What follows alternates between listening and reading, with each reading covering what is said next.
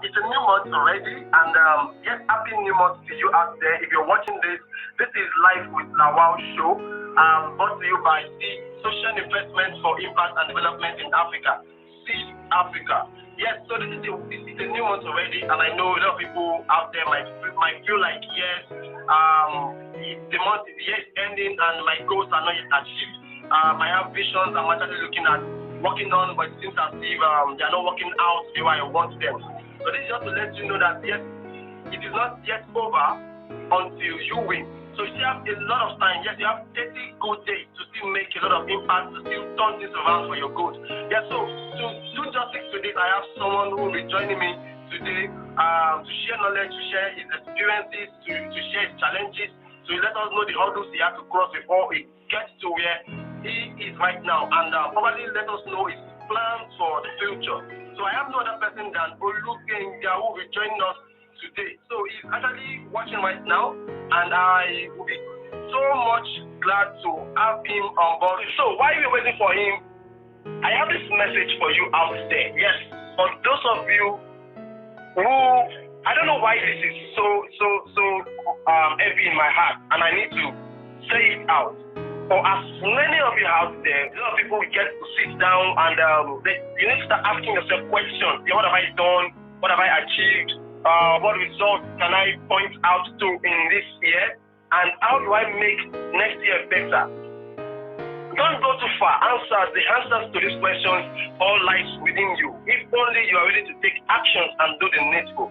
All right. So we are good to go.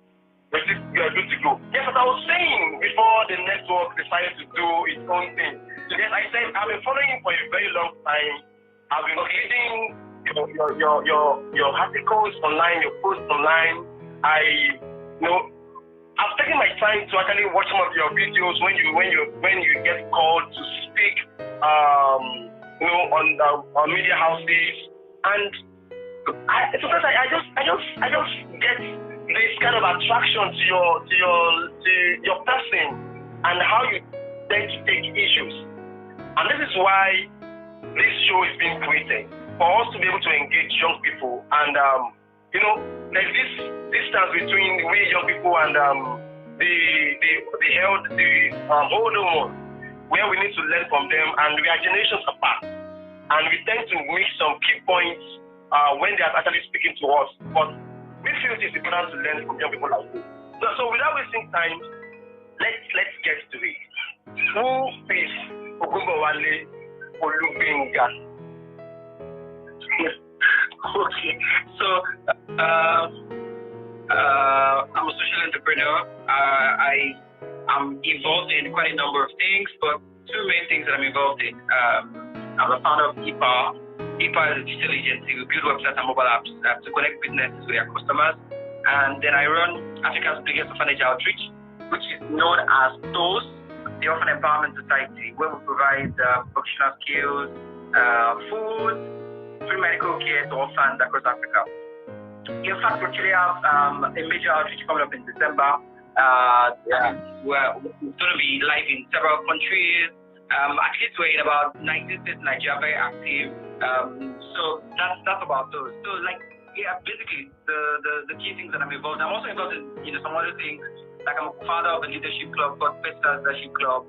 I'm a YALI network influencer, and then some other things here. So I was asking a question. I said, let me start from the program which you do every December. And I said, I don't know if I'm right with the name. I think December to remember, right? Okay, so that was the former name. So earlier in the year we rebranded to the Orphan Empowerment Society. So we're active all year round now. So it's not just December. We don't. Yes. Okay, so may I ask what inspired you to come up with this kind of initiative, especially being, I know it's a non-profit thing and it's not as if it's bringing anything from. So what's about it? Okay, so what happened was some years ago, a friend invited me to a birthday. Essentially, come and celebrate with me, my birthday, that kind of thing. And then she invited me to an orphanage, somewhere in Osun State. And things that I saw there were very shocking. I met a lady called Ruth, and I hear, instead of saying here on I hear, what I saw was ringworm. In that orphanage, they share toothbrush. I mean, how much is toothbrush, right? They shared toothbrush, they were sharing soap, they didn't even know where the next meal was going to come from. There were a few that were disabled. There were some that, a lot of them had serious medical issues. And of course, they needed food, some of them were out of school. So, like, those things, like, really touched me. I'm like, wow.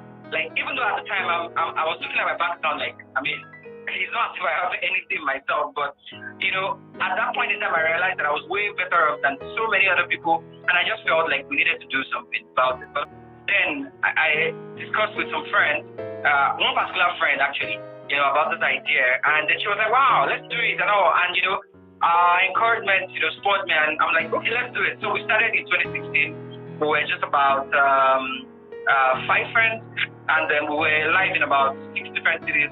In 2016, we reached about 300 orphans thereabouts. Then 2017, we took it a step further.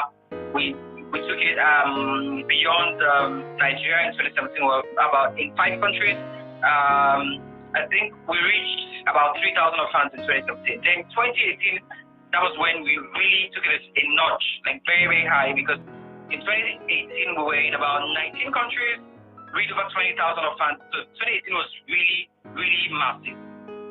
Yeah, so that's how the progression has been. So I must say to you that you are doing a fantastic job out there. And for some of us who are actually watching it from afar, I know it's not like we've really been communicating like that. I guess the first time we had to chat was 2018. Yeah, 2018. And it was not as if we had this discussions before. It was just, okay, I needed something from you, sent you a message, and that was it. But before then, I have been following up with your content, and I'm marveled at the way you do your things, and especially about Epower. Yes, I'm going to go towards that direction a little bit now. So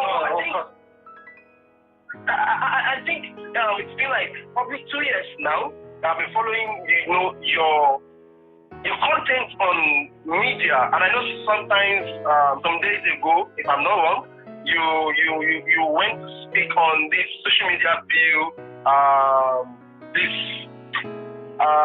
hate speech. I can't remember whatever it's being called right now. This hate speech bill and so, and you spoke eloquently about this, and I believe as a media person, let me put this question this way. How have you been able to use the social media to push your vision and to push your ideology to the world? Okay, so social media is a very critical part of what I do as a person, because essentially I use social media to reach out to people.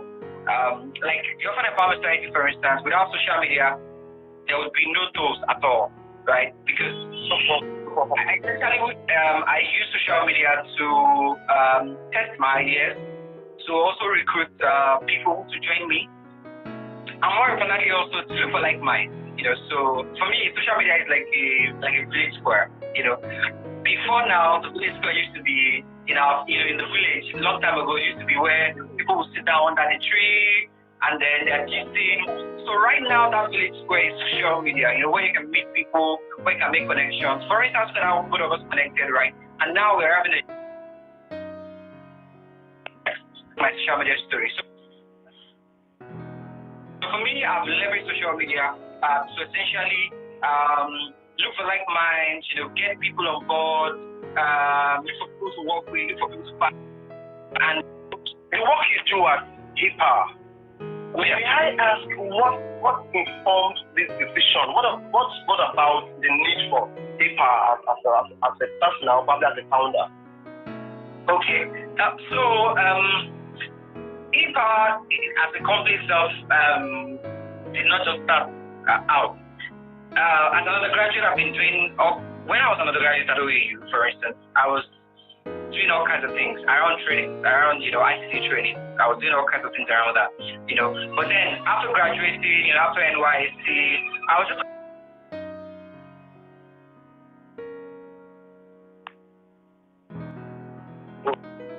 knew that I needed a team. Like, there is a market for websites, mobile apps, visual branding in Nigeria. There is a market. There's so many businesses who absolutely need branding. You know, they need a strong online presence. You need to connect with customers, because where are the customers today? They are online, right? So the role of Epower is really so strategic. And you know, it's easy to look at the market and say, oh, there's so many digital agencies. There are so many businesses. Like, for the ratio of businesses to digital agencies is probably like 1 to 1,000. So that tells you like the idea and, you know, the need for what we do at Epower. So it's just beyond building websites or building mobile apps. It's really about connecting businesses to their customers, because essentially, if our clients are broke, they can't pay for our services. So it is our job to keep the businesses we work with in business. You know, so that's how I say it. Our job goes beyond.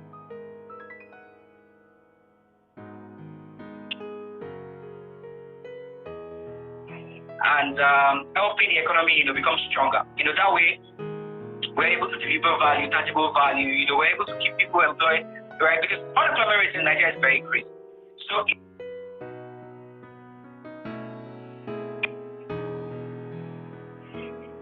progress. That's growth. So for us, we look at it just beyond building websites and mobile apps. That is what we do, right? But the impact of what we do goes beyond just that. The impact of what we do is profit for the businesses, it's jobs for people, a stronger economy, and you know, so those are some of the things that fueled my decision, you know, to run an agency. Because of course, if you ask any business person, paying salaries is not their hobby, right? They want to be able to run a successful business. They want to be able to pay the bills without having a headache. They want to be able to grow from there, and that's, you know, where our role comes in. That's what we do at Epower. Wow. Let me take it a little bit personal this time around. You know, when I went through your profile, at the point I had to stop and I was like, wow, like seriously. And I'm going.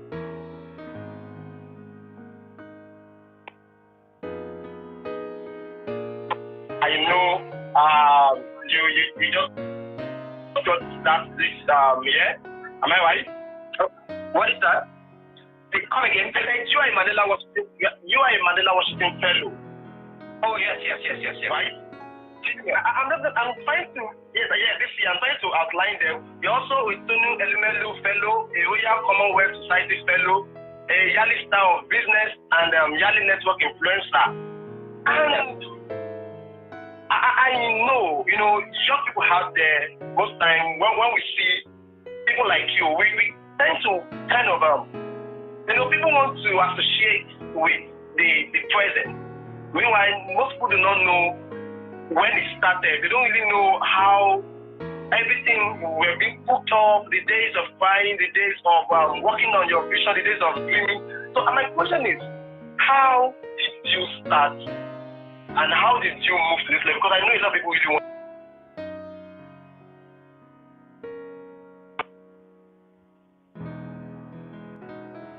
Yeah, can you all right? So yes, I can hear you now. Yes, we're back. So that is a loaded question you're asking. Now I would say this, that is, I've always been. Let me start with this. I have a favorite quote, my personal quote that I tell myself. That greatness is a choice, record breaking is a lifestyle. So ever since I was able to, because I really want to have that, and I didn't get that very. Okay, greatness is a choice, record breaking is a lifestyle, right? So I always yes. So for me, it's a decision to greatness is a decision. It's a decision that I want my name to matter. I want my efforts to count. I don't want to be a spectator. You know, every year I organize a program called Spectacular, right? And yeah, it goes down to the core of who I am. I don't want to be a spectator. You know, what I want to matter in the scheme of things. I want to make a difference. I want to make an impact in the world. So that's the question I ask myself. You know, every single time. How can I contribute? How can I make the world a better place? And those are the questions that have led into some of those things that you talked about that I've done. Being a Mandela Washington Fellow, YALI Network Influencer. I mean, at the YALI Network Influencer, for instance, we're just about 30 in Africa, only 30 YALI network influencers in Africa. So, I mean, that is even like another level apart from Mandela Washington, because Mandela Washington were about 700 that were selected this year, right? But only 30 are YALI network influencers, right? So you might look at that and go like, oh, wow, you know, it's all a bed of roses, but no. Of course, just like you said, it took a long time. And I think that for me, some part of that process is, you know, reading. I read a lot. I read. Another part is I'm a workaholic, so not like I recommend being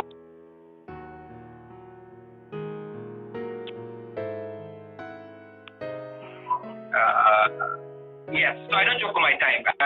For instance, you cannot crash into my apartment and say, you know, you're visiting without like an appointment. It's not possible. It's not possible. You have to book an appointment to see me, right? Even at office, at home, you have to book an appointment. So I take my time very, very serious. So that's one of the things. I have a very strong work ethic. I take my time very serious because I know essentially my time is my life, right? So I don't joke with my time.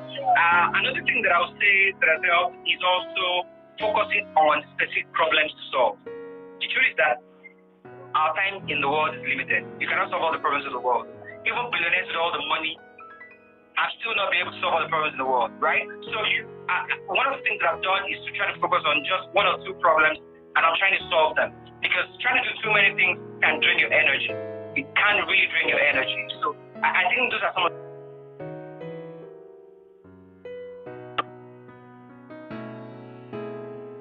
the next thing, jump to the next thing. Okay. Of course, you need to know when to stop doing something, but sometimes you just need to stay with it and learn. Another thing that I think has helped also is the quality of my friends, right? So I try to surround myself with crazy people who are doing very massive things, you know, so that I can stay on my toes and not relax, right? I can stay on my toes and not relax. I think that's really very key, you know, because it's not just show me your friend and I'll tell you who you are. It's show me your friend and I'll tell you where you're going, right? So I think also the quality of my friendships, because sometimes I look at my friends, I'm like, Binga, what are you doing? I've not even started. And I think that really helps. So, yeah. I understand, and I think I've seen a lot from what you've said so far. Number one is your time, the way you manage your time. And I hope young people out there are actually listening and they're watching this right now. Your time, the way you manage your time, it's very, very important. Time management. Yeah. You don't have to be available at all times. Someone who has a dream, don't stop, isn't just available for everybody because you have a dream to build, you have a vision to work on. And second thing is, don't become jack of all trades. Yes, learn to focus on.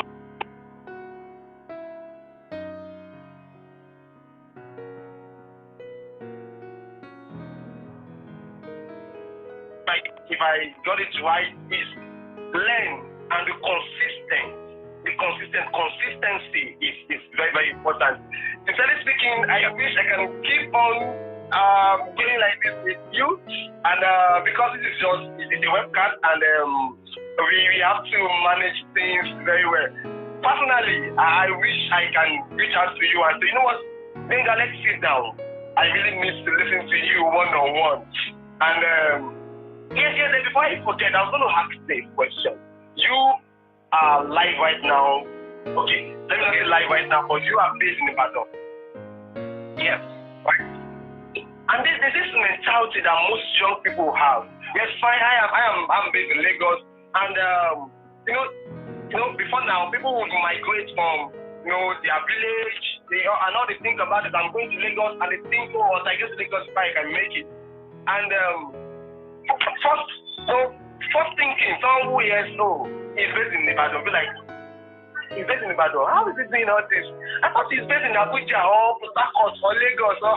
So please, how do you do this, even though you are in Ibadan? Now, this is not to ridicule Ibadan for my Ibadan friends, because I know I have a friend right now who is watching.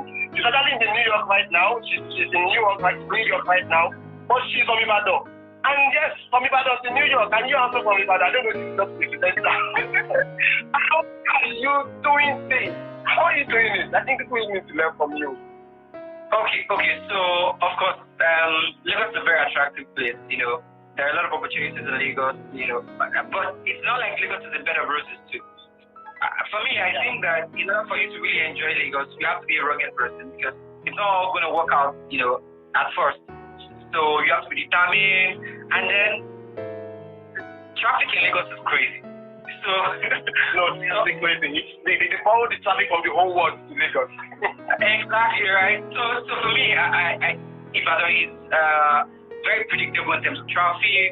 The city is cool, very peaceful. I don't have issues with the city at all. And I think that the lesson here is, as much as it's good sometimes to migrate to cities, especially if you are maybe involved in some particular industries or some kind of jobs, there are really some kind of jobs that you really have to migrate to Lagos, right? So I'm not discounting that. But I'm saying that regardless of where you are in the country, you really can make things up. You can shift things. You can make things up. So it's not an excuse that you're not in a very big city. It's really not an excuse. You can shift things from where you are, right? So it's from Ibadan to the world.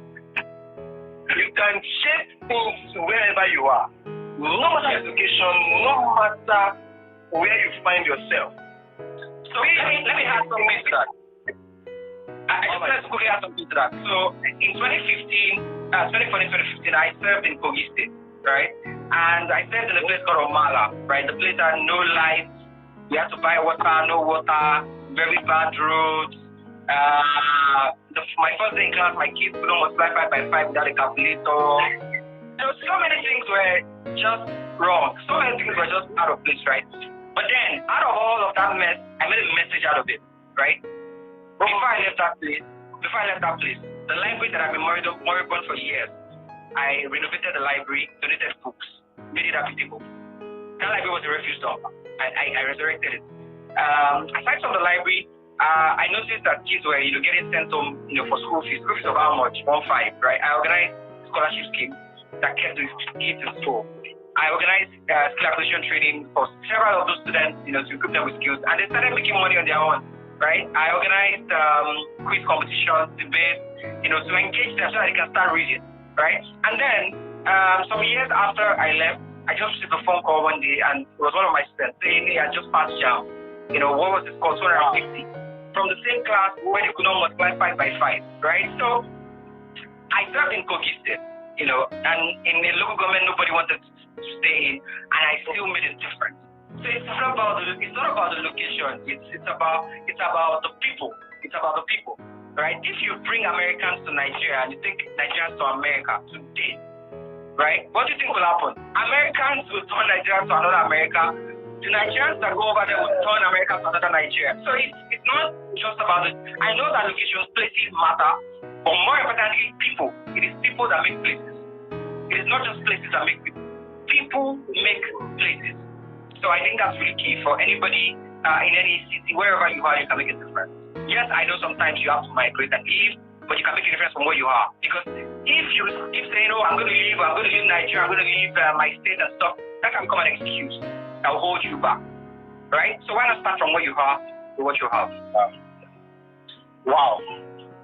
Start from where you are and what you have, no matter how small.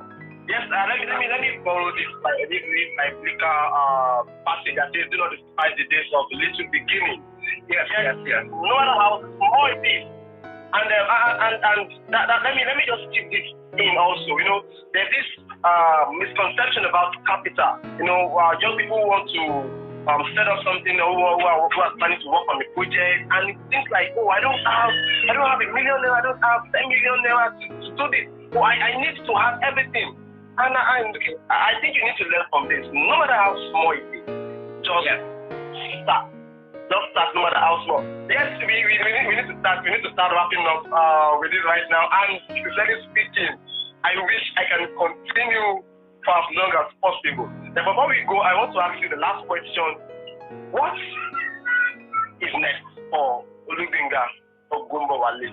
What is next? What can we know? Yes, probably I know I have a friend and he keeps on saying that yes, I want to become the minister for youth.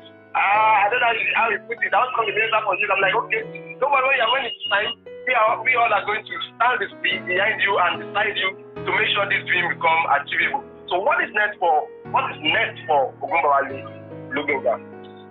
So for me, my big goal is really helping to reduce extreme poverty.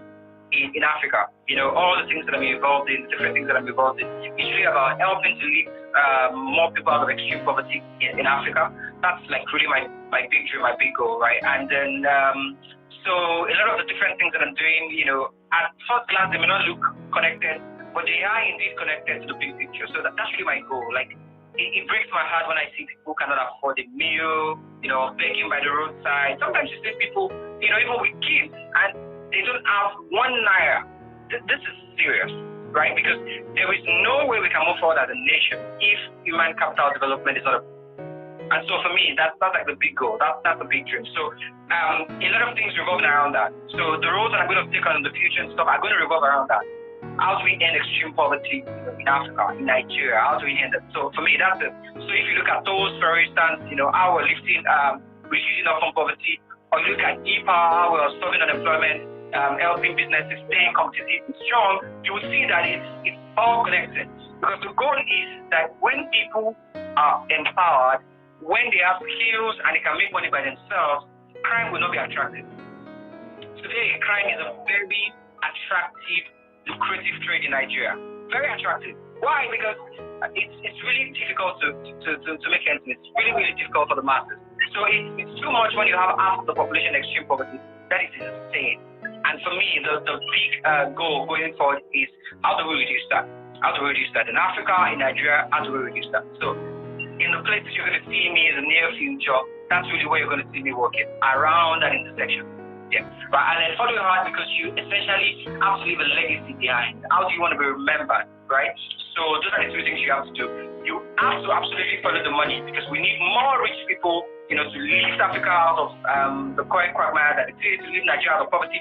We need more rich people, right? Part of the reason why we are in this mess is that there are too many poor people, too many hungry people. So we need you out there to make a boatload of money, right? So we can write big checks. I mean, imagine if we're talking about solving extreme poverty, and then someone is like, oh, I'm writing a $1 billion check, right? Look at what they have Bill Gates, and look at what they can do with their money, right? So we need a lot of rich, young people, and I'm talking about people who make their money in a legal way, not scam or fraud. Take money, right? We need a lot of rich people and we need people with heart. So two things you have to do. Follow the money and follow your heart. Make sure that you make a difference, you leave a legacy. I think the world will be a better place. Wow. I feel like standing up and I'm like, you know what? I feel like it's a standing ovation for you. But, sincerely speaking, I love your energy. I love I love your charisma, and I think I really need to learn a lot from you concerning that. It's been wonderful, listening to you and hearing you share your knowledge, your experience, because experience is something that is very, very expensive. It's not that easy to just get by, especially core experience, they cannot the negative ones, the positive ones that are capable of changing lives and changing situations and moving Africa forward, because Africa is our own focus in SIIDAfrica. Our focus is to invest in young people to see, to have development in Africa, and this is why we're also doing this. It's been wonderful having you here today, and I can't wait to feature you. Yes, I think it is a responsibility for you to comment, for you to like, for you to share, let your friends know about this and let them also watch and learn from us and from Olugbenga Ogunbowale. It's nice having you, my brother. Thank you. And I hope to connect with you physically. Yes, we've not seen physically, but I know that will be possible very soon. Thank you. Thank you so much. All right. Thank you so much. Thank you so much.